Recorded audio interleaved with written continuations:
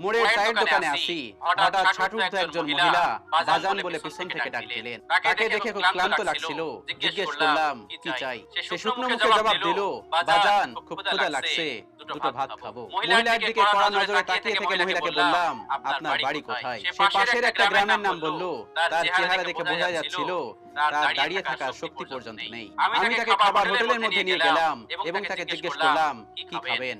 সে ইতস্ত করে বলল, কয়টা ভাত হলেই হবে আমার। আমি তাকে সাহস দিয়ে বললাম, আপনার যা ইচ্ছা আপনি তাই খেতে পারেন। সে তখন আমাকে বলল, বাজান তাহলে আমি দুটো গরুর গোশত দিয়ে ভাত খাবো। ওয়েটারকে বললাম খাবার দিতে। জরুরি একটা ফোন আসলো আমার কাছে। তখন আমি সেই ফোনে কথা বলছিলাম। কথা শেষ করে দেখি সে বাইরে দাঁড়িয়ে আছে। আমি তাকে জিজ্ঞেস করলাম, আপনি বাইরে দাঁড়িয়ে আছেন কেন? সে আমাকে বলল, হোটেলের ভিতরের একজন তাকে বাইরে বের করে দিয়েছে। আমার এত রাগ হলো, হোটেলের মালিককে ঝাড়ি দিলাম। তারপর একটা স্পেশাল টেবিলে এনে তাকে আমি বসালাম। খাবার আসার পর যেন খাবারের উপর